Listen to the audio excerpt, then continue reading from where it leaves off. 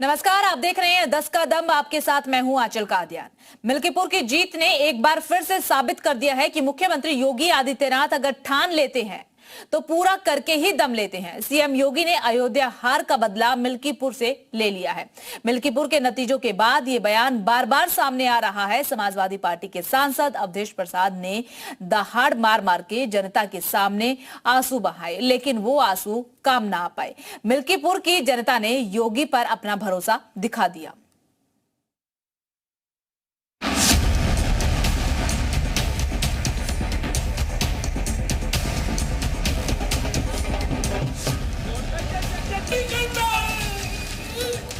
मिल्कीपुर विधानसभा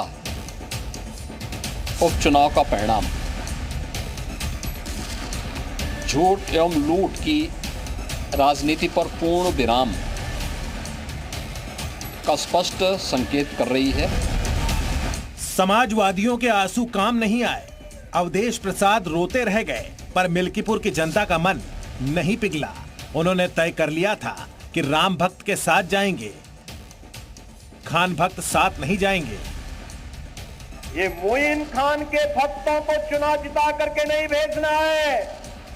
याद रखना, जिन लोगों ने यहां के विकास को बाधित किया है, जो लगातार ऐसी घटनाओं को अंजाम देते रहे हैं, ये मोइन खान के एक कुकृत्य थे और मोइन खान को सिर पे लेके ढोते हैं समाजवादी पार्टी के अयोध्या के दुर्भाग्य से बने हुए सांसद। योगी की बातों पर भरोसा करते हुए मिल्कीपुर ने बीजेपी को जिता दिया और अयोध्या में जीत के बाद अखिलेश यादव के साथ बैठने वाले अवधेश प्रसाद उपचुनाव के बाद भी रोते ही रह गए, लेकिन अपने बेटे को जीत दिला नहीं पाए।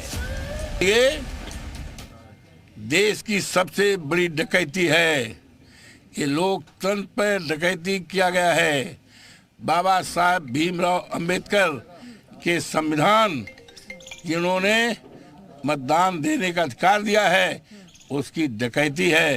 ये डकैती मामूली नहीं है, हिंदुस्तान की सबसे बड़ी डकैती है। अब अवधेश प्रसाद चाहे जितने आरोप लगाएं, एक बात तय है कि मिल्कीपुर के सहारे समाजवादी पार्टी ने 2027 में यूपी विजय का जो प्लान बनाया वो भी मिट्टी में मिलता दिख रहा है। 4 दिन पहले तक सियासी आंसू बहाने वाले अवधेश प्रसाद सच में हार को देखकर रो पड़े होंगे।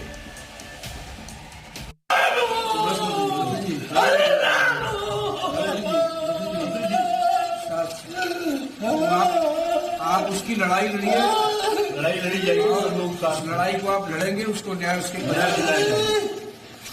हमें जाने दो दिल्ली, लोकसभा में जाने दो, मोदी के सामने हम बात रखेंगे, न्याय न मिला तो हम इस्तीफा दे देंगे। अवधेश प्रसाद के इन आंसुओं ने चुनाव से पहले महफिल तो खूब लूटी, पर मिल्कीपुर की जनता ने चुनाव को अयोध्या की प्रतिष्ठा से जोड़ा तो समाजवादी नेता के सियासी आंसू बेकार हो गए और योगी का बदला पूरा हो गया। मिल्कीपुर उपचुनाव की जीत के साथ यूपी में ब्रांड योगी और मजबूत हो गया। अयोध्या जनपद की मिल्कीपुर विधानसभा का उपचुनाव इस समाजवादी पार्टी के परिवारवाद और झूठ की राजनीति को पूर्ण विराम देते हुए डबल इंजन सरकार के सेवा, सुरक्षा और सुशासन के मॉडल को अंगीकार किया है। समाजवादी पार्टी को पहले ही अंदाज था जिस तरीके से सत्ता का दुरुपयोग किया जा रहा था, जिस तरह से इलेक्शन कमीशन जीरो हो गया था, तो हम लोग तो पहले ही से जानते थे। समाजवादी पार्टी को मिल्कीपुर में अपना अंजाम पहले से पता था, लेकिन जितनी बुरी हार मिली उसका अंदाजा भी किसी को नहीं था। समाजवादी पार्टी के अजीत प्रसाद को महज 84,687 वोट मिले, यानी कुल 34.81%, जबकि बीजेपी ने 1,46,397 वोट हासिल किए, यानी 60.17%। दोनों दलों के बीच हार जीत का अंतर करीब 61,540 वोटों का रहा। अखिलेश के हारने की एक वजह परिवारवाद का मुद्दा है, जिसे सीएम योगी ने हवा दी और लड़ाई को परिवारवाद वर्सेस राष्ट्रवाद बना दिया। सबसे बड़ी चुनौती है परिवारवाद, और आज उसी परिवारवाद पर प्रहार करने के लिए मैं आपके पास आया हूं। उसी जातिवाद पर प्रहार करने के लिए मैं आपके पास आया हूं, आपसे अनुरोध करने के लिए, आपसे अपील करने के लिए। आपके विकास में बाधा है ये परिवारवाद और जातिवाद की राजनीति। आपके विकास में बाधा है ये बांटने की राजनीति। रिकॉर्ड वोटों से जीत दर्ज करने के बाद मिल्कीपुर से आई तस्वीरें देखिए। अयोध्या की मिल्कीपुर सीट पर मिली जीत के बाद बीजेपी गदगद है। बीजेपी को मिली बड़ी जीत के बाद यहां कार्यकर्ताओं में जमकर उत्साह देखने को मिला। बीजेपी कार्यकर्ताओं ने जीत की होली मनाई। बीजेपी कैंडिडेट चंद्रभानु पासवान की जीत पर कार्यकर्ताओं ने एक दूसरे को बधाई दी। लेकिन अब रिवाइंड मोड में थोड़ा पीछे जून 2024 में चलिए तो आपको जीत का असली मतलब पता चलेगा।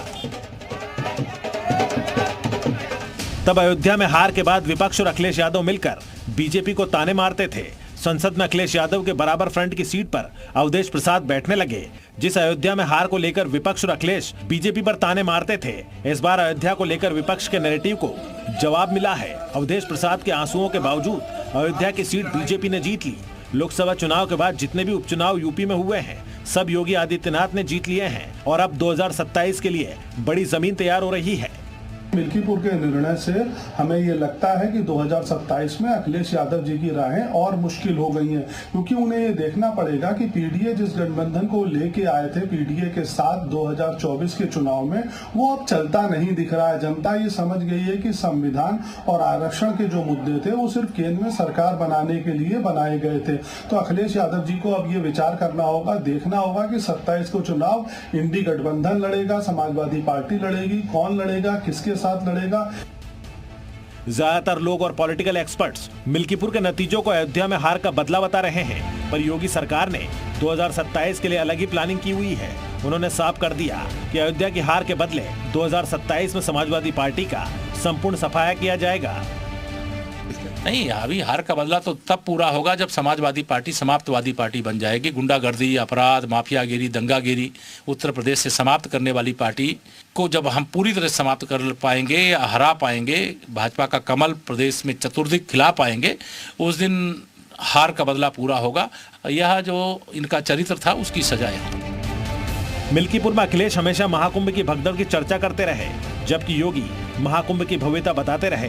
अब मिल्कीपुर के नतीजों के बाद तय हो गया कि जनता महाकुंभ की आस्था के साथ है, भगदड़ के साथ नहीं। ब्यूरो रिपोर्ट, जी मीडिया।